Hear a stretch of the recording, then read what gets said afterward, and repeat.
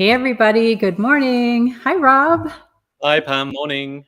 Morning. Well, for you, what time is it in? It's 5 o'clock, so actually I'm lying by saying morning. Yeah, you're in England. Yes.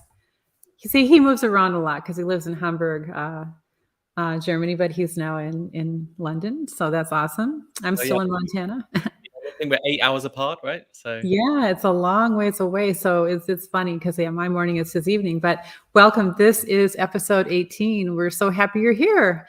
And this is our Momentum Monday. And today's topic is progress over perfection. And Rob, do you have a few thoughts about that? Where do we begin, right? yeah, I kind of discovered all over again what a perfectionist I am preparing for this because we love chatting, you and me, Pan, but I decided, right, this is something I really want to get my teeth stuck into, and ended up making reams of notes and reading books, and kind of just discovered what perfectionist I actually still am. So that's Yeah, and I'd like to reinforce that because this is probably the more condensed version of what Rob's been working on just for this morning. And I was like, "Whoa, Rob, you're working way too hard for this." I didn't expect him to put in all this effort, but again, he is a perfectionist, I think, and so he has a lot to share with you. Yeah, I like the idea. I've got to be careful because I quite like the this aspect of myself that if I'm going to do something, I want to do it I sort of throw myself into things. I want to do it wholeheartedly, but then you've got to be very careful about sort of getting stuck and when something just becomes never enough. Right. So Yeah. you're in a danger zone if you live that kind of wholehearted, Yes. trying to put in as much as possible. Yeah, and I definitely can relate too on that. And looking over your notes, which we're going to be going over, everybody. And then at the very end, if you guys want to stick around till the end, we've got some very, very nice simplified images, diagrams, prompts that you could print out and hang on your wall that Rob happened to find by Liz and Molly, who are on Instagram. So we encourage you guys to stick around because we're just going to be chatting as if it's just Rob and I, but we want to bring in your comments. So if you guys have comments, suggestions, want to add to the conversation, this is a conversation, even though you only hear two of us talking, but we really want to hear from you. So I can pin your comment, if you have a question for Rob or a question for me. And and by the way, Rob is my admin, one of my wonderful admin for my course, ASM, Art Success Masters. And because I also feel like perfectionism was something I had to overcome. I would just say that the course is really geared toward the entire process, the entire roadmap, which I have a free masterclass called the 4-Step Roadmap.com to master your art. It's free. You can listen to it. It's right below my name. So, Rob, what would you like to share? What would you like to start with? Perhaps maybe like last time we did this, just give a quick overview to begin with, how this is going to be structured. So in all these notes that we're sort of threatening you with, so I thought I'd talk a bit first about perfectionism and what I discovered preparing for this talk, or what, things like, where it comes from, how it manifests itself. And then I've come up with 4 myths about perfectionism, so misconceptions. And then in sort of the second half of the chat, how we can work around perfectionism, how we can get out of that perfectionism trap, and make our lives a bit more bearable and, less of a struggle, and also just sort of really make more progress in art instead. Right. And yeah, I've got some general things to say about that. And then, like last time again, I've subdivided it down into kind of 3 main points. And then I've got a few things to say about progress, and we'll look at those great things by Liz and Molly. And that's about it. All right. Awesome. That's a great overview of what we're going to be covering. So you guys, you're in for a treat. In the chat, we love seeing you. Hi, Lisa. Hi, Roger. Hi, Terry. Hi, Giovanna. Indu. And Eileen from all around the world. You guys, we love to see where you're from. So thank you for introducing yourselves and letting us know where you are from. We really appreciate it. It gives us a feel for like, how global this really is and how important this topic really is. And so, yeah, so Rob, you might be a perfectionist without even realizing it, huh? Yeah. So, well, maybe the first thing I wanted to talk about was the more I thought about this word perfect and perfectionism, the more confused I got actually, because I realized that they're, depending on which context you talk about it, they're quite different things. So, this word perfect, I think on the one hand, it does exist. Like the example that I thought of was, in geometry. So, you can have a perfect circle. All of us know what that is, perfect square, perfect symmetry. But I think in terms of life and humans, the word perfect is so overused. So, perfect life, perfect day. It's kind of a very abstract term, and it's quite difficult to know what it means. But I think in terms of nature, nothing really in nature is perfect in the sense of perfectly symmetrical or, without any idiosyncrasies or uniqueness about it. If you're religious, for example, you may talk about perfect creation, or every tree is perfect in its uniqueness, but the perfect in terms of perfect circle, that kind of without flaws, is for humans unattainable. I think basically we can all agree on that. Yeah, and also like, wherever we're getting this pressure to be perfect from, you have to look at the source. And if it's society, the environment, our parents, our sisters, our brothers, whatever it is, they themselves, wherever this pressure is coming from, you have to ask, are they perfect? And of course, the answer is no, because humans are not meant to be perfect, and we are not machines. Mm. So we're always fighting against that. We're really competing with machines because, Yeah. right? Yeah, we're Yeah, not I mean, which are devoid of any feeling or emotion or right. anything organic, basically. I just Yeah, the other day watched the Barbie movie. That is very pertinent to this topic. Barbie Land versus the real world. I would yeah, recommend it to anyone. It's yeah, actually really quite deep. It's about lots of different topics, but one of them is sort of perfectionism versus yeah. real. Oh yeah, that's Barbie and Ken are the ultimate perfect, people. Right? Well, I guess whether the people to aim to be like is another question, right? Right. Yes. Um, so the other thing I've got here right at the beginning is um, you might be a perfectionist without realizing it, like you just said as well. I was thinking about the people that might be listening into our chat. Quite a lot of them are abstract artists. Quite a lot of them might already be in your course, Pam. And there's a lot in your teaching about play and letting loose. And, there's no such thing as mistakes. And I think you might fall into the trap then of maybe thinking you're free of this perfectionism topic because oh, I scribble and I just let rip. But I don't think it's so much about precision. We're not talking about perfect in the sense of, oh, I want it to look like a photograph, or I'm trying to draw a perfect cat in photographic form. I think it's much more complex than that. It's basically, I've written here, it's not about doing well, it's about never doing it well enough, Mhm. which is a massive problem that we need to overcome.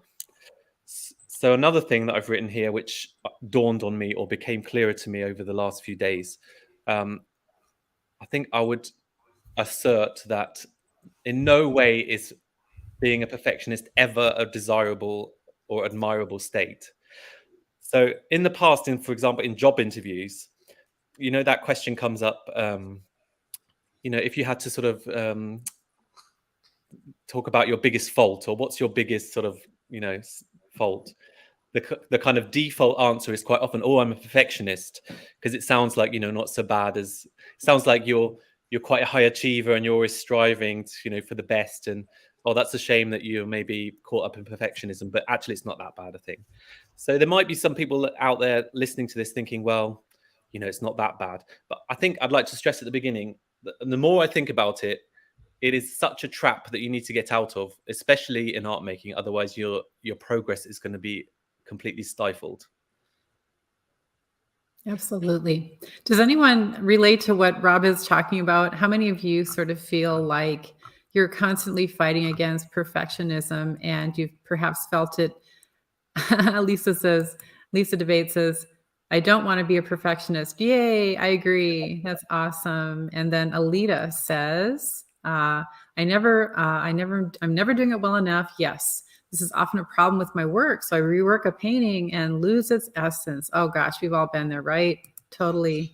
Thank you guys for your comments. Yeah. So I have that written down here as well. It kind of manifests itself both in terms of quality and quantity. So you have this thing of like, whatever I do, it's not enough, a painting, but also however much I do, it's never going to be enough, which is something I also really struggle with. If you take a day off, in the back of your mind, you always have that thing like, oh, I'm failing here because I could be in the studio, I could be working, this sort of constant enduring wheel, Yeah, it's like an exercise routine. Anyone who's made a goal on New Year's and said, okay, I'm going to lose 10 pounds. And that means that, in your mind, you're thinking that means I need to exercise maybe 3-4 days a week. And you miss a day the first week and you miss 2 days the next week. And you're like, oh, that's it. I've done it. I can't do it anymore. That's it. I'm done. Yeah. Right. But in art, it's true. If we miss a day in the studio, whatever, you don't have to beat yourself up. Right. Yeah, and that's kind of the crux of what this conversation is going to be all about. It's that balance between making it into the studio and keeping going, but also taking a rest and being realistic and finding that middle ground. So not driving yourself into the ground, but also not doing nothing. Right. So I put here the knock-on effects of that never being enough. First of all, like some people never get started. That's obviously a big one. Or like you just mentioned, you start and then for whatever reason you give up from frustration or disillusionment, things like that. You get fiddly. So, you start an artwork and you maybe have 10 artworks going, but then you can never really finish it. And like in the chat just then, you kind of overwork things. And I guess the upshot of everything is you then end up feeling inferior to other artists. So, I mean, that's obviously the death knell, right? Like when you start comparing, you're like, oh, but that work by this person's looks so perfect in my eyes. And, that's obviously imposter syndrome and completely where we don't want to be. Yes. And here's a comment from Roger Dean. A lot of great comments here, guys. I wish I could keep up with you. You're so fast. Letting go of trying to be perfect and really knowing perfection isn't being asked of our artwork. Yes, that's really so true. And then let's see, Wendy Ketchum, she is saying, I've really gotten better now that I'm 70, but overworking was a real problem for me for years. Definitely part of perfectionism. So you guys are really relating to this topic, and we thought you would. Okay, great, guys. Maybe not to dwell on this next part too long, but I think we've covered some of it, but the reasons why we do it, right? So a fortnight ago when we were talking about art and fear, it's the same kind of thing. So the conditioning in school, this need to please, this need to aim for 100%, this abstract 100%. And I guess like perfection begets perfection, right? So even if you do something quite well in your mind, you're thinking, well, that was quite good. Can you do it again? And if you're the top girl in the class and you get 90%, everyone's expecting you to get 92% next time. Oh, yeah. It's that constant. Or another thing I thought of that I wrote down here, if you're like the mum who is amazing at making cakes and, every birthday for their child, they decorate this amazing cake, you're going to get into this cycle of every year, the pressure to, make go one better. It's so true. So coming back to art, I mean, I guess the main aim is getting this pressure completely out of the equation. And it's all artificial pressure, right? Either from other people or from ourselves. So, I mean, it's much easier said than done, but I guess that's the overall aim, right? Yes, it is. We have a gal here. I'm not sure. Well, sorry, I'm not quite sure of the name. So I'm sorry. It's a gentleman. Perfection does not exist in my mind. I seek only to improve my skills as an artist, which is, wow, that if we could all be like that, right? That's the ultimate great mentality. And, That's if we could, aiming for, yeah. Right. We're maybe he's giving lessons. That'd be awesome. Well, that's the Um, growth mindset, right? As opposed to the fixed mindset, which I'm going to come to in a little bit. So I yeah, think that's quite a good way of looking at it as well. I You're think, you're yeah, work in progress rather than the finished product already. I think you got a good point about we have to look at where are the roots of this inner feeling of, just like you said, I think it does start in school, grade school, and I remember, bringing my report card home, and it might have been mostly A's, but then there was a B plus or an A minus, and my parents would be happy, but then they'd be like that, there's an A minus here. Yeah. There's always like this somebody expecting you to do, no matter what you do, it's not good enough. And if that's your experience growing up, you're certainly going to feel that in art, right? At that impressionable age, I'm definitely in that category that, you end up with this world around you who's they're expecting things from you, and then you kind of start attaching your self-worth to that, or maybe your entire self-worth, and then you're in trouble. Then you're in Yeah. big trouble. Yeah. And for me, making art, that's almost the number one reason, one of the main reasons why I make art, to sort of try and counteract that people pleasing, just trying to dare to not please, and maybe make a piece of artwork that nobody else likes except me. Yeah. Yeah. It's almost a challenge. You have to try really, really hard to, if that's your goal, to make something that, you truly love and you really don't care what other people think. That is so hard to do. But once you've done it once, and that's the kind of habit and that's the whole point of play, is that you're on a personal journey to find the things that really click with you, and the heck with the world, right? What they think. And boy, if you can develop that habit, that's what's going to be the most. Don't you think, Rob, that that's going to be the Yeah, most fruitful thing to do? absolutely. Yeah, but much easier said than done. But it's kind of a kind of self therapy in that sense, I think. Yes.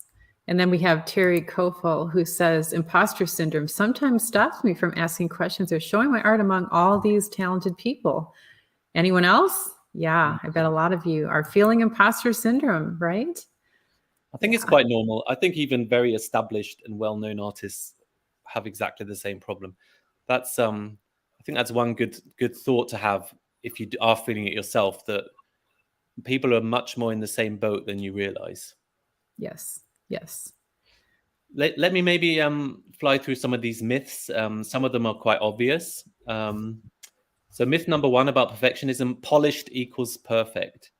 Um, so this idea that you can kind of solve the problem of perfectionism by appearing perfect superficially to the outside world. This, keeping up appearances. A facade, right? A Yeah. facade, yeah. So like perfect hair, perfectly tidy house, perfectly behaved children. Um, Maybe nice to have, but I think we all know. Again, it's like everyone is in the same boat. Ultimately, everyone has moments of insecurity and doubt, and I believe, at least, that if you kind of, yeah, try to build this perfect facade, it might work to a certain extent, but it's not a good strategy that's sustainable in the long term. Mhm. Um, so that's number one. Number two, the belief that once everything is perfect, I'll be happy. So I think we've definitely talked about this in past chats as well. And in some contexts, it's called the hedonic treadmill. So, when I get my perfect house by the beach, when I get my perfect partner relationship, when I've, found my perfect job, then finally I'll be happy. Which is not a great way to think, because, as we all know, like, make the most of today. Today's all you have, being in the now in your studio. Whereas if your brain's always constantly thinking, well, I'll just wait until good things happen and then I get to be happy. Yeah, it's not a great approach to take, I think. We have a Uh, question about the treadmill. Did you say hedonic Hedonic treadmill? treadmill, yeah. Yeah. Some people are not real familiar with that, and I'm not either myself. But I think it's maybe called different things depending, which books you read or what you listen to. Hedonic, Hedonic. gotcha. Let me Um, put that down. I think that, I mean, it doesn't really matter about the name, but the Yeah. concept's quite easy to grasp. That don't wait for the good things to happen. It's work with what you've got right now, basically, is the Yeah. approach. Yeah. There you Um, go. and yeah, there's perfect is not waiting for you at some point in the future. It's just not. Right. Number three, the belief that perfectionism and excellence are the same thing. Yeah. So that's quite an important one that I think I've confused the two in the past. Like if you aim for perfect, at least you're going to get somewhere closer to that excellent benchmark. But I saw written somewhere that perfection and excellence are a bit like if you compare love and obsession. So one Mm. of them is quite wholesome, quite fulfilling, um, something that you can work towards and foster and nurture, whereas the other one is very unhealthy and forced and not organic in any way. But that was quite a good comparison. So yeah, I think it's worth bearing those two things in mind. Like when it comes to perfection, there's no like you don't get points for effort. Yeah. It's either all or nothing. Yeah. Very true. And excellence, just like the word success, kind of lies in the eyes of the maker, right? Like, what do you think is what do you consider is excellent? And for me personally, it's so far from perfectionism. It's like, no, did I even show up? And was I brave? Did I have courage? Did I play? And like, how long could I play? And if I'm really happy in the process, that for me is excellence. Like I think that's what I'm more interested in is how much could I not think about the final product and just Mhm. focus on the process? To me, that is a sign of excellence. So it's how you define it. Yeah. Yeah, which is another way of that thing of trying to focus more on the now than anything coming up. You can't really influence or control the outcome of anything. So just generally really trying to move away from thinking about how you want it to turn out and just worry about in the moment. I know In the it's a cliche moment. and it's been said 1,000 times, but it's so true. Yeah. Yeah. Uh, Not easy though. These things are not easy. it really is. It's all like easier said than done. Yes. Um, the fourth myth, the fourth and last one I've got here is if I'm not perfect, everything will fall apart. So failure is not an option at all. So all these things overlap a bit, but it's this the brain quite often does this black and white thinking that was tricking you. If it's not 100%, then I can throw it in the bin. Yeah. Whereas maybe if you came back the next day and you tweaked the artwork, suddenly you're back in the game and you like it after all. So that's just something to bear in mind. And I'd Uh, like to just say I've had students tell me in their little emails to me or whatever communications with me that they'll say, I want to do this and failure is not an option. And the more I think about that, actually failure is a necessity. If it's not an option, you're not going to grow. So you got to flip that and say, okay, I have to be willing to fail to get mm, to where I want to go because failure is an essential part of any process. Ask any scientist. If they weren't willing to fail, they certainly could not do an experiment because failure is like what happens 99% of the time in order to get that 1% of whatever you view as success. Don't you think that failure is like critical for the learning process? yeah, but it's also quite a hard thing to get your head around. It is. It's been so drummed into you your entire life, like failure is not a good thing. Um, I mean, I'm still in the process of it. Um, if I now completely clam up and I completely forget anything that I want to say, and I'm just umming and ahhing the whole time, we have to stop the call. I know that I would be defeated and disappointed in myself. And you know, first of all, what exactly is failure? I mean, we can talk about that maybe a bit later too. Like Yeah. maybe, but you're always holding, or I'm always holding myself to this kind of abstract, maybe unattainable standard that's you know going to make, if you're not careful, it'll make you miserable the whole time because it's just impossible to live up to that. Yeah, and I also think that our choice of words is really important. So if we're trying to, if you really feel that failure is not an option, then you just need to to substitute the word is, okay, failure is not an option, but discovery, which is what failure leads to, right?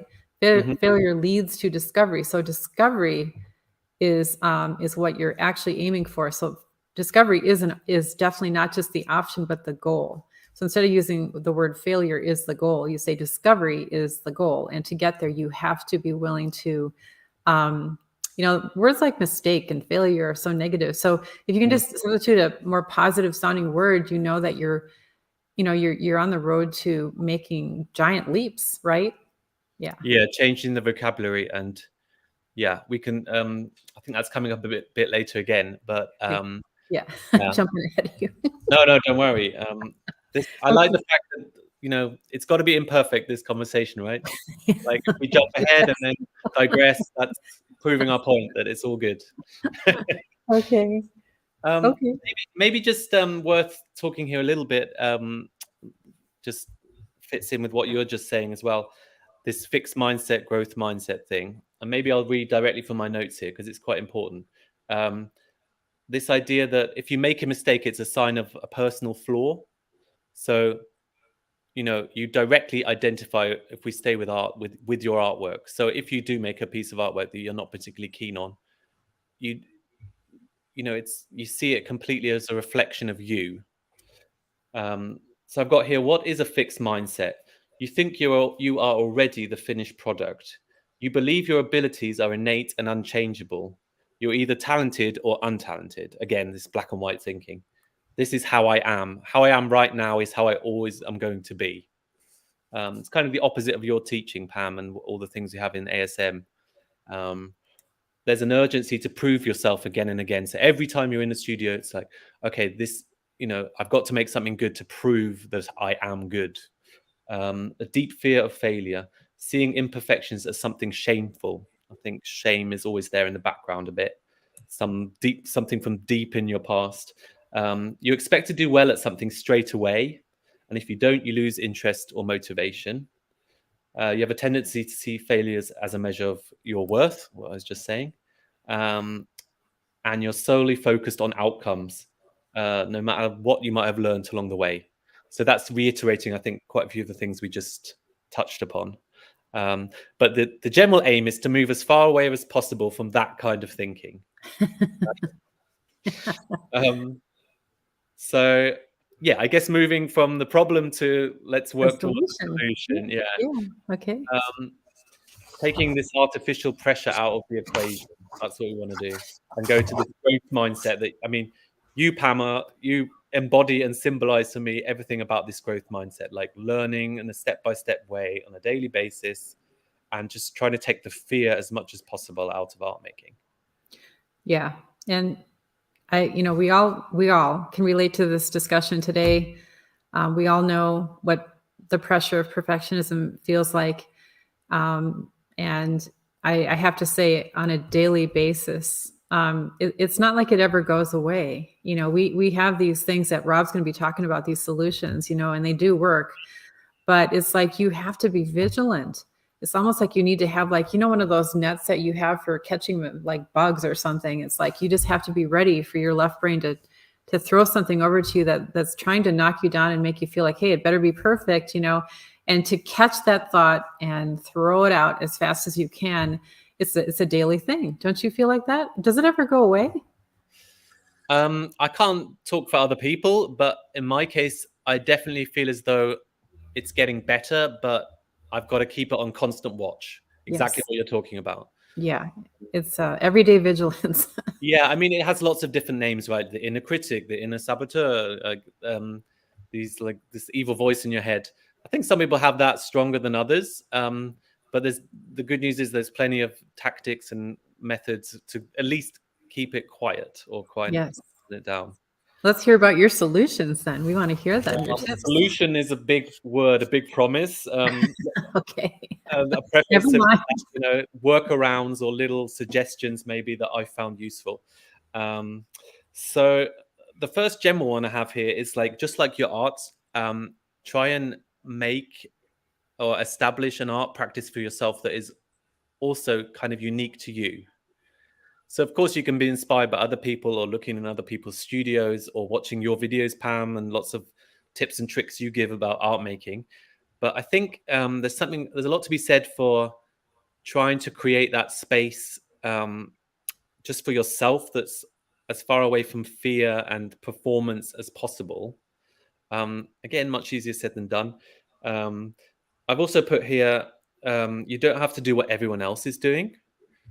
So, if you're on Instagram, and I had this morning, I quite often see videos of people flicking through their sketchbooks. And every time I think, oh my goodness, like, how is this person? This is a complete masterpiece, and it's just a sketchbook. Yeah. And they've got, 100 pages of these beautiful, every single page is more beautiful than the last one. Yeah. And it's just not falling into that trap and saying, well done them, but I'm just going to do my own thing. And even if it's just one page Yeah. or half a page. So I've also put, at least at the beginning as well, you can, whatever you do in your studio or on your kitchen table or whatever, you can also keep it private for a while. There's nobody, you don't have a boss telling you what to do. Nothing's compulsory. Everything is just, whatever you want to do. So that's also an option if you feel like you are in fear at the beginning. Just maybe keep it to yourself for a while, or 6 months or a year. And then also what you referred to before, Pam, about curiosity. You quite often talked in your teachings in the past about seeing your studio as like a laboratory, which I love, because it kind of ties in what I'm talking about here, which is you can do whatever you want. Nobody's giving you a curriculum, or, it's not school. So if you want to investigate the color yellow for an entire year, why not? Like, that's totally your choice. That's the amazing thing, right? That you're free to do whatever you want. Yeah. And the only sort of voice imposed on you telling you what to do is just an artificial one in your head. Right. Maybe there's exceptions further along the line if you've got a gallery asking you to do things or commissions, but sort of just starting out, you are free to do whatever you like. So I guess that's the first point. Right. And the second one is, I've got written down here, do anything, just make sure you do something. Yeah, that's a good I one. like the idea of like just lowering the bar so low that even if I've had days in the studio before where I haven't really felt that inspired, and I've just painted, literally got two colors mixed together and just put them alongside each other and thought about, those colors look good together, or they contrast well, or they vibe off one another. And just, I think that's a good thing to aim for. Very little, often, but very sort of small shifts and steps. Yes. Even if you tidy your studio, or you just do a sketch in a sketchbook, or Yeah. And almost everything we do, whether it's tidying your studio, like you said, or painting, or, taking a look at colors or marks or whatever, to be constantly giving ourselves choices. Like, do you like this better or that? It's like a constant, like, that's what you're really doing throughout the day to find your spark is, looking at contrasts, changing that up, changing whatever you're looking at, whether it's mediums or techniques. And it's like, well, okay, I just did this and I did that. Which do I like better? Yes or no? Yeah, it's that very gradual thing of getting to know yourself better, right? Yeah, it lowers the bar. It makes it easy. Most of us like, multiple choice questions. And this is the ultimate. Do I like it better? Yes or no? And, when you have to answer that question, that's every time you answer that question. So if you reframe this in your studios, your entire process is a whole bunch of yes or no questions.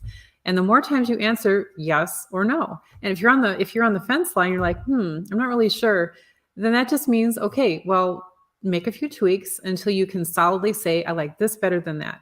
Because every time you can do that, you've I think just narrowed the field as to who you are, because we are like, our ultimate personal voice is a culmination of us showing up, doing the work, and answering a ton, like a bucket load of yes or no questions, right? Yeah. And I've also have written in my notes, which fits in with that quite well. There's no such thing in the studio as a wasted effort. Yeah. So right. even if you don't consciously think, oh, I've made, that's a massive light bulb moment, you are getting to know yourself, and those choices even if it's subconscious, you're like, oh, but actually, I love that orange. You're going to save it up here somewhere.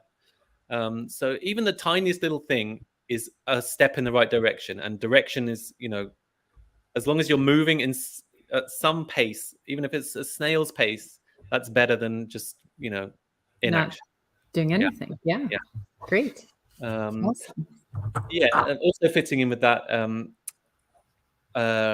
just a few little things. Celebrate the small wins. So I guess that's what we are just talking about. And repetition. Like, there's nothing wrong if you do the same thing 10 days in a row or 30 days in a row. Again, you're free to do whatever you want. So if you like the colors orange and pink together, just try that every day, do the same thing. I mean, if that makes it easier for you, you get to make up the rules. Right. The next one is also fitting in with that. There's no timeline and there's no end destination. If you do have one, it's completely made up in your head. Of course, if you've got an exhibition coming up or something like that, that's maybe a bit different. But generally speaking, in terms of our life, our art life, the next 40 years, 50 years, 100 years, maybe not 100, but you can make yourself really miserable if you place this artificial, oh, I've got to do this by next week, or I think there's something to be said by keeping going, little steps or as big as steps as you can do, but not feeling that pressure of I need to keep up with other people. Or, I mean, this is a very big topic in our course because everyone works at their own pace in ASM and everyone's at a different stage, and it's just accepting that. Yes. Yeah. Another one I have here, and I'd just like to quote this this a writer and musician. Maybe a lot of you might know her. She's called Morgan Harper Nichols. She's also on Instagram. Any of you on there? There's this really nice passage, and it kind of speaks to this idea that in the studio or in life, you don't always have to be on this massively steep learning curve, or progress is not like a very linear, steady thing. You have peaks and troughs and highs and lows and all that kind of thing. So I'll just read it out. I think it's quite relevant to what we're talking about. When you don't feel a sense of accomplishment, even after you've achieved something. I don't know if this applies to you, but so many of us have been conditioned to think that our lives are like a range of mountains to be climbed. And while there are mountains we will climb in the landscape of our lives, there is so much more in this landscape than just mountains. There are valleys and rivers and clearings. There are places where the land just flattens out and you are free to just be. Maybe that's the space you're in right now, and maybe that's okay. Maybe the things you're accomplishing right now won't feel like climbing mountains, but instead it will feel like slowly and steadily making your way through the clearings, the foothills, the woodlands. Maybe there's nothing here to make you say, wow, look at what I am doing right now. But that doesn't make this space any less beautiful, important, and valuable to the landscape. Maybe you're allowed to just be here right now. And when it's time to climb mountains, it will be time to climb mountains. And in the meantime, you are free to just be here, traveling through the landscape one day at a time. Beautiful. Good, right? Yes. And that's again, Morgan Harper Nichols. And you found her on Instagram, Rob? Yeah, she's quite a famous lady, I think. I think she's primarily a musician, but she has some wise things to say. She's also a visual artist. Okay, great. Thank you for sharing that. That's awesome. I think it just sums up really, really nicely. Like, there's going to be more intense phases in life and in the studio, and there's going to be mundane days where you don't feel like you're making that much progress. And Yes. the whole perfectionism thing kicks in. So again, it's always just reminding yourselves of these little things. Yes. And I think the fact that, you put out a lot of feelers, I sort of feel like anyone who, again, if you're trying to overcome something, you're the type of person who is continually trying to make it solve this issue. And so you are constantly looking for ways to help yourself. So, right, part of the thing we have to do as artists is pinpoint those things that make it difficult for us, and then be on the lookout, do a Google search, look for people who are positive and have great ideas. For me, like the Atomic Habits and then Rick Rubin's book are two things that I've latched onto recently, right? So we all each have to be very vigilant to fill our mind with positivity and things that help us move forward versus like just, it's like this thing about perfectionism can become like a festering wound if we don't address it. Mhm. So I admire your ability to, number one, identify that it is an issue at all, and then really go out of your way. I mean, it's kind of like you're really trying to nip this one in the bud every single day. Yeah, I have to add to that. Even here as well, I need to be careful not to overdo it. Like in terms of reading up on mindset and really getting rid of that inner critic and embracing positivity. And again, it's where do you stop, or how far do you want to go? So even there, I think I need to catch myself and maybe, okay, that's enough for now. Right. Yeah, So, I get it. yeah. Right. So Yeah. in all parts of life, if you tend to be someone who's wants to make a big effort and just do as well as you can for whatever reason, just have that kind of, maybe take a break, or that's enough input for now. Right. Mm. So, yeah, great. The last one I have here, we've talked about it a little bit already. Embrace your mistakes as gifts. So yeah, like we said before, mistakes is, I guess, probably the wrong word. Are there mistakes in art? Yeah, Only no. things that if you attach that meaning to it for yourself. But I would say no. Yeah. There's Yeah, I no mean, right or wrong or good or bad. It's only sort of personal and maybe not so personal. yeah, I mean, I think that mistakes and again that word, but and mistakes really does apply perhaps when there's a technical Hmm. way that you lay down paint that perhaps is going to lead to your paint not being as not being as stable on a canvas or on a board. Yeah, those are like really true kind of mistakes that you learn the hard way. You might have just painted a Yeah, gorgeous painting, but you didn't apply the fat over lean thing with your oils, and now it's cracking like crazy. Yeah, that's a mistake, but you learn the hard way. But most things, you got to really break down the word mistake, and what are you really saying? It didn't go like you thought it would go. yeah. But Some people would that's not. argue. Some people would argue that's the best thing that could happen, right? Like a happy accident. That's where it might go off on a tangent and become something much better or much more interesting than what it would have been. If you make this mark that was out of your control and you don't really like it, but you work with it, or Yeah, and even and yeah, go on. yeah, I'm sorry, but like that's one scenario. But I like, at least for me, I feel like, if I truly feel like something's a mistake, what's just happened is that it got worse. Usually when we call something a mistake, it got worse. It got uglier, it Yeah, got muddier. I just lost something I loved. But on the other hand, if you flip it and say, oh my gosh, I just gave myself a bigger challenge, which requires a bigger solution. And by solving it and not giving up, you are rising to the occasion of this painting, now saying, I dare you to just put down your brush and leave. And if you just take that and say, okay, no, I'm not leaving and I'm going to solve this, you've mm, just strengthened that inner core. It's kind of like, you've just really nailed it and said, no, I'm not giving up. No matter what it takes, I'm not giving up. So mistakes are really things that make us look at our work and say, wow, I'm just really not happy that that happened. But then on the other hand, okay, so now I have a new challenge. yeah. I mean, you can always flip these things, right? You can always Yeah. flip them completely the other way. I guess the thought that just came to my mind was this thing of like every crisis is an opportunity. I Yeah. guess like every time you think you make a mistake, it's like a mini A something crisis. not gone to plan. And there's always that. I mean, first of all, it's not a life or death situation, of course.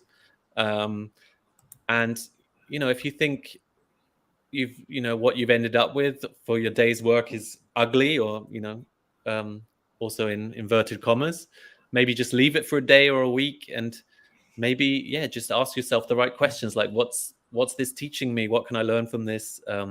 What is it telling me that I don't like? And then maybe a week later you can have the distance to be like, okay, I'm gonna just go back into it and take it in a new direction. So Yes. there's always something to learn, right? Right. Yeah. I Mm. mean, if we can become massive flippers Yeah. of turning anything that is kind of like sort of ingrained in our minds. It comes from habitual, like these neural pathways. They're so deep. They go so deep, and anytime you can flip it, you're filling in that trench a little bit so that it's not as deep, and you're trying to reroute your thinking. And I Mhm. do find that, don't you, Rob, more and more, Yeah. like the positive thinking. Yeah. Yeah. I think ultimately as well, it's art is about, and it's about inner fulfillment, but it's also in life as well. Happiness is based on sort of meaningful connections. And if you're aiming for something perfect or something without any mistakes in it, it's kind of it's not laying the groundwork for someone to really connect with you. Whereas if they get the sense that you've been brave to do something, or um, you've left something that's maybe not really pretty in your painting, that's where the connection happens, right? So I feel like bravery and courage, they are in fact rewarded more than if you try and sort of put on this pretense of trying to impress someone with something ostensibly perfect. Yeah, and bravery and courage, when it comes to the layers of a painting, they do show. The pain, the suffering, the courage, the risk taking. And of course, that's not for everybody. And we all have different levels of how much that's going to be preserved by the end. But that's up to you. And I think as we just show up and let ourselves be vulnerable and kind of just let loose emotionally with our work, that's what determines the eventual. As you're composing, you're making these decisions as to what part of my suffering and pain or joy and sorrow, whatever it might be, all these emotions you're throwing at your painting, and your painting's talking to you. Your composition is there to help you feature what you want others to know about you as a person. And I do think that if you're, the more vulnerability you're willing to share through your artwork, um, it touches people, it moves people. That's what the masters did. They really did let their the layers of their life become what the composition or what the painting was all about, I think. Hmm. Absolutely, yeah. Again, easier said than done, but Yeah, yeah, yeah. something very worth aiming for. Um, Right. shall we? That's pretty much. I think we've covered most of what Yeah. I was planning to cover. Great. We can maybe dive into the slides in a little second. Maybe a few things here about the nature of progress that I had also written Sure. down. Sure. Um, some of them obvious again. You are always further along than you think. I think that's something we all know from life in general, right? Like you you can look back and it's easy to forget because your kind of baseline moves up with you. So, but if you do think back, each of us sort of to 10 years ago, I think we'd be amazed at like, or at least we'd be proud or, happy about something we've achieved or many things we've achieved since then. So it's just always worth every so often thinking about that idea that, you might feel like you're still quite quite near the beginning rather than this abstract end, but actually you've made a lot of progress already. So that's good news. There's also progress that other people can see, but progress in your studio that only you can see. That's also a nice thing to think about, I think. So Yes. just going back to those small wins or even tiny wins, you don't have to tell anyone. You can just sort of pat yourself quietly on the back and be, oh, I did that today. That's a nice bit of progress for that I've, I've learned something since yesterday. Um, there will always be someone further along than you, or many people. It's just fact of life. So Comparison, obviously we could spend a whole hour or 2 hours talking about that, but I think that's just something we all have to remember and deal with somehow. Not I like to say the thing about comparison too is that just like what you said, Rob, and so many people loved your analogy of the cities. Are you really wanting to compare New York City to Paris and Paris and Buenos Aires? And I mean, it's not about comparing, because each of us is as valid, and we have our own individual journeys. So we really can't compare these things, because they don't uprise out of the same property. I mean, part of who we are. So it's just like apples and oranges. You can't really, it doesn't make any sense when it comes to art. Well, like perfectionism, it would be impossible to achieve or attain. But another sort of thing related to that is like, and I've definitely suffered from this kind of overwhelm. So I don't like all art, but I like a lot of art. So I like the masters, and I like Picasso, and I like contemporary stuff now, and thousands of things. And just to remind yourself, well, of course, you can't be those other people anyway, but you can't be everything at once. So you can't sort of love one artist and try and be like them, but then throw in a bit of this and throw in you can't be Germany and Bolivia at the same time. You're either one or the other. And so, I mean, the only thing you can do anyway is stick with who you are. But it's so easy to become overwhelmed. So that's one thought that also helps me. Like, you cannot be everything you want to be. Sounds weird, but it's, you need to just accept the fact that you can only be you. Yeah. And that you're building your own city. And you want to make it the best city possible. And only you can do it. It's kind of like, maybe as well, to like sort of take it one step further, if you think of like SimCity, so really building your own city. And if you do make those mistakes, or you feel like you failed, to really like analyze that and see it as like a road that you were building, but then you decide, okay, that road, we're going to stop building that, we're going to go back and go down another route. It's all just like discovering and building your city through experimentation. So you can only find out by doing, right? Yeah. And it's built over a lifetime too. It's not built overnight. It does take time. And like in any city, there's always construction going on. What city have you ever been in when you didn't run into a road that's under construction? Exactly, it's never done. Yeah, exactly. That's another good part of the analogy there.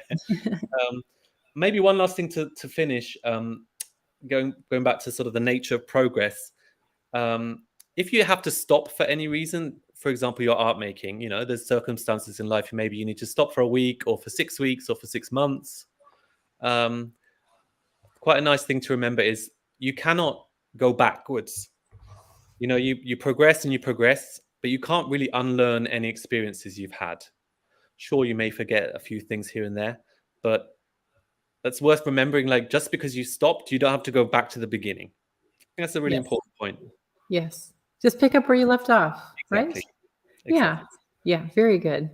Great. Do you think we're ready for this special little presentation? Rob has found a wonderful sort of visual for all that we've been talking about. And you guys might want to print some of these out, Liz and Molly.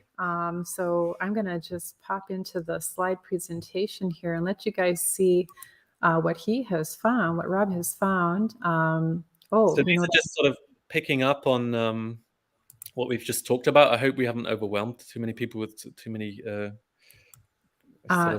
we haven't. But I'll tell you what I have to do, Rob, is I have to get it off my computer first. Okay. And hopefully I'll find it really quickly here. Just a second, guys. Just a minute. This one right here. Okay. There's always something technical happening. Yeah, that's life, Not everything runs smoothly. Yeah, right. So in the meantime, while you guys are waiting, there we go. There's our little stream. Can you guys all see it? There we go. So Liz and Molly, don't you love that little drawing? Yeah. So first thing I have to say maybe is I haven't asked these guys to if we can include this, their permission. So I just really want to make very clear, this is not our content. This is Liz and Molly's content. And go and check out their Instagram and their website. I think they also just have a book out. So I really Nice. like their content. It's not just about topics like progress and perfection. It's like about tons of stuff, but I've just picked some of their posts out just to share. Okay, great. So let's take a look. So perfectionism. I mean, should I read these out or should I just pause for people to look themselves? Yeah, maybe well, I think you can talk through it, and then as people are watching, they can make their comments, and yeah, Yeah. go for it. So these are all sort of, I think we're all mostly very visual people on this call. So these are really clever. They're really clever at putting quite complex matters into a sort of visual format. So in this case, the cycle we were talking about, perfectionism, feel like I could be doing more, do more. So Endless cycle of more and yeah. more and more. Yeah. So again, in the studio, you need to rest at some point. You can't be 24 hours. So, and just, if you do take a day off or go on holiday for a fortnight, just give yourself permission to do that and don't beat yourself up about it. Yeah. Yeah. I'm trying to think of a little twist to this. It's kind of like, you want to be in a cycle, but this is the one that is not real helpful when, the whole point of this is perfectionism. But if you change the word perfectionism to, say, personal voice, it really is the more you do, the more you'll achieve. The more you do, the more you'll achieve. It like the cycle is important, but it's how you frame it. This particular one puts you on a like, what is it, a rat's treadmill. Whereas, you really do have to show up though, and you really do have to do the work, but it's in a very positive way. And everything you do is going to make you stronger and help you find your personal voice. You really do have to show up. I think I think the twist that you're talking about there, Pam, is really, it's not an end point. It's Right. the process. Yes. See, it's right. Process, the moment, in the moment, and then you're fine. Yeah, because look, guys, this is it's endless. But how do you want to frame this endlessness? Exactly. Because this is all about process. You're right. There is no end point, and there shouldn't be. We're always striving to grow, and the more you do, the more growth you have. So this could be, instead of perfectionism, it could be growth. If you want to have growth, do more, show up. You're never going to know how an artwork is going to turn out, let alone how your art life in a year is going to turn out. It's not, you can't control it. You only have today. Yes, that's right. Yeah. Time ticks by. And how about this one, Rob? Yeah, here's another take on perfectionism. So in the middle, the fear of not being enough and sort of feeling small. And as a response to that, doing too much. So just another take on it. Yeah. Okay. Here's a good one, reflecting what we've just talked about too. How we think life works in a linear line from start to finish, and how it actually works, right? We all know snakes and ladders. Yeah. And I guess everyone's snakes and ladders board is different, but you're not going to escape those snakes. Yeah. Yeah, we can't. This is a perfect life, which doesn't exist. We all know that, right? So this is reality. Yeah. So happiness on a scale, working to impress others, working to impress yourself. Yeah, not very happy here. Really happy there.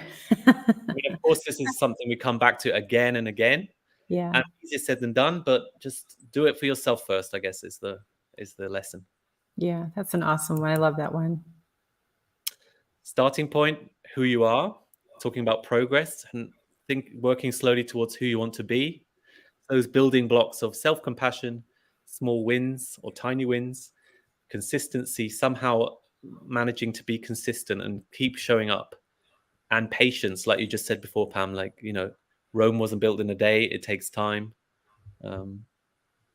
Yeah, focus on all these things are very, very positive and so helpful to move you forward, upward. You can put in your own words, even make your own stair step as to where you are and how you feel you're going to get there. But these things here, I think are very kind of universal. Yeah.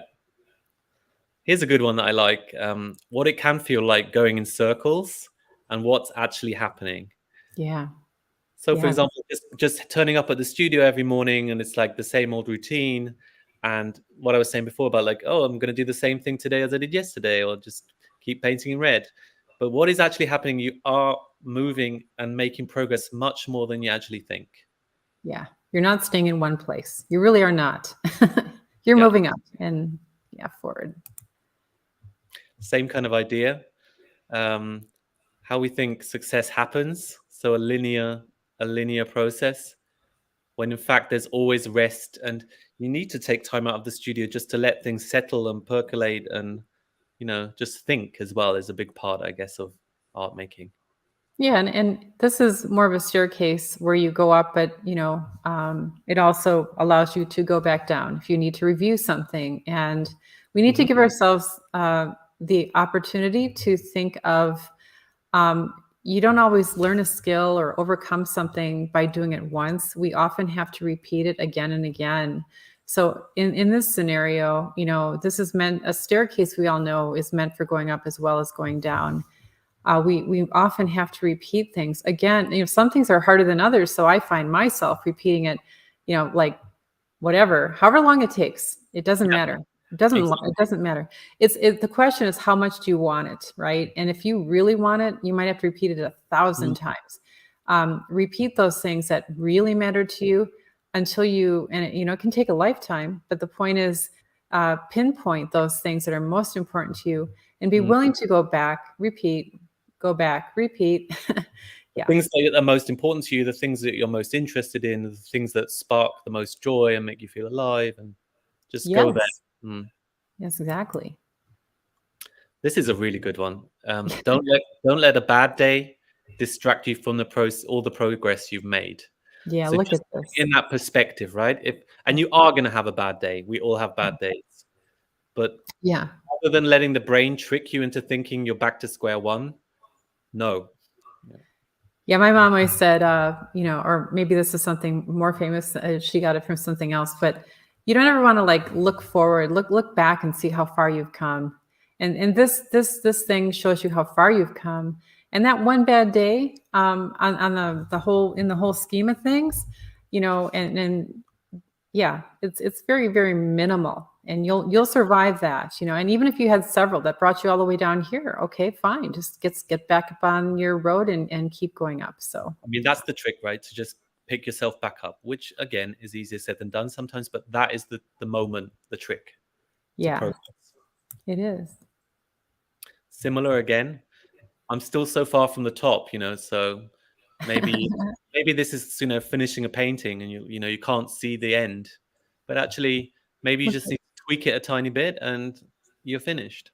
yeah, so this whole thing is like a blow up of where he is here, but look at how far he's come all that way. So you can't say, oh my gosh, look at this may be the hardest part, but you look back and say, wow, look at all the days I showed up. I problem solved, I did the work I needed to do, and now look at how close I am to the end. Yeah, I mean, great. these Liz and Molly are so good at, a picture says more than 1,000 words sometimes. You could try and describe this, but to see it illustrated, Yeah, you understand it, right?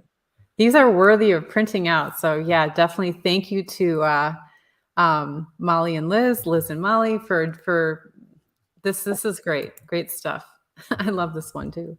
Yeah, and also so true. Good things take time. Just because it hasn't happened yet doesn't mean that it never will, right? So Right. I guess the other way to say this is the day you plant the seed is not the day you eat the fruit. Yep, and we all know, for those of you who are doing the spikes and spokes and sparks, spokes and sparks diagram, that we kind of went through in one of our actually live on Mondays here, and then it became part of just what we're doing. Thinking about is that in any pot, anyone who's a gardener knows that in any seed packet there's so many seeds. They don't all sprout, and even if you throw a lot into this pot, and you have a ton of them growing, they can't all survive into the ultimate plant we want. We have to weed things out. We have to pick out the ones that are kind of like, they're drooping over. They've got some, whatever. They're just not thriving.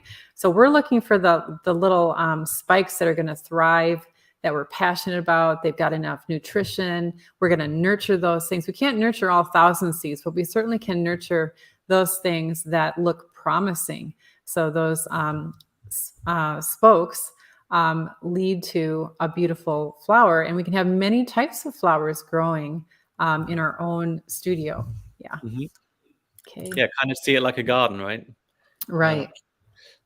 um, so this is a good one. Maybe not quite as relevant to what we've been talking about, but I guess it is actually.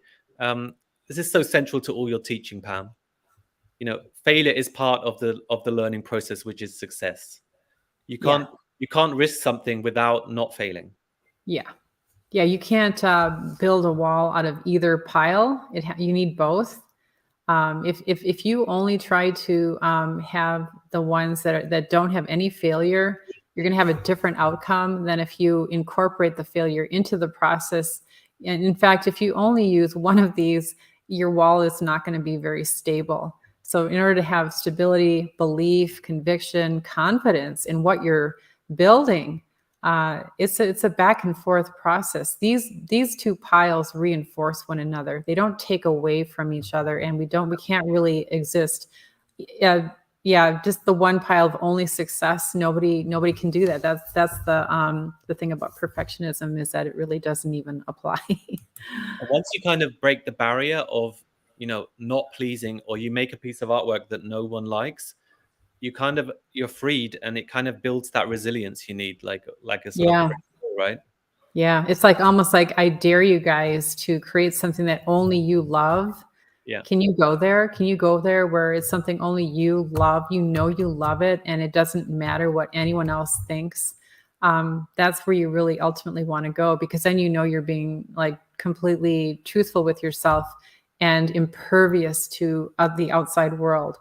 And I do think that's what the masters did. Oftentimes, if you look back in art history, they were totally rejected at the time that they were painting.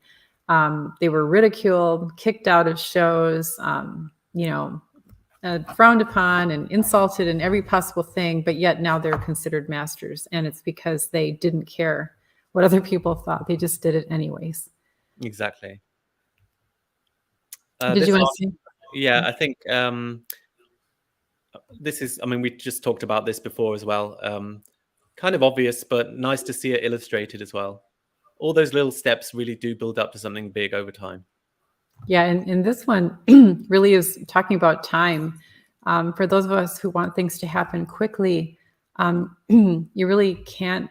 There are some things you can do to make things easier and go faster, but you still have to realize that any good thing in life comes from putting in the time and making the commitment and the effort, and making sure that those things you really care the most about are on your calendar even. And I think that's one thing we're going to be working on is if you really want to accomplish something, is it on your calendar? Like, have you made this a priority on your calendar? So yeah. Okay, is that the last one? No, not yet. Okay. I think this is the last one. Okay, there we Uh, go. Yeah. What you learn here is often what gets you here. So that can be interpreted in lots of different ways. But maybe, the day that you're kind of not much is happening in your studio, and you're just plodding along and making those tiny steps of progress, it's all worth it in the end. Yeah. But This is almost kind of like the yin and the yang, isn't it? You yeah, can't get here unless you have this. They go together hand in hand. And again, yeah, this might represent also, there's so many ways to look at these diagrams, which is what makes them so fun. But we have these lows in life, but they're just as important for getting you here. You're not going to have a lot to talk about here. I mean, to infuse your work with meaning and content if you haven't been here. So we have to really look at our lives in terms of everything that happens, good or bad, happy or sad. It's all there to give us this rich resource and just resource of material to build our art upon. So yeah, so that's the last slide, I think. Yeah. yeah. There So we yeah, go. I think it Okay. was just a fun way to reiterate some of the things we've been talking about. Well, thank you. Thank you, Rob. This has been really fun chatting with you. It always is. We could always go on for all day, but Yeah. let's see, where are we on time? Okay, we're just over an hour, guys. So thank you for staying with us. We really appreciate it. And thank you, Rob, for doing this with me. Yeah, my pleasure. And I look forward to like reading the chat and all the comments, and hopefully people have got some benefit from this conversation. Yes. If you're like me, and I know somebody else had mentioned this, they want to review this a few times, and I'm going to have to review it too, because when you're talking and listening, you don't always get it all, right? So feel free to listen to this again and again. And in the comments below this video, please continue to add to the conversation. It continues forever. Just because, we didn't say highlight your comment during this little session, the conversation goes on. And that's the beauty of these little chats we're having. So thank you, Rob. And hopefully, I think we're doing one next week too, right, Rob? Yeah, either next week or the week after. So that should be good. There you go. Okay, guys, thank you for joining us. We'll Thanks say a lot. goodbye now. Bye, everybody. Bye. Thank you.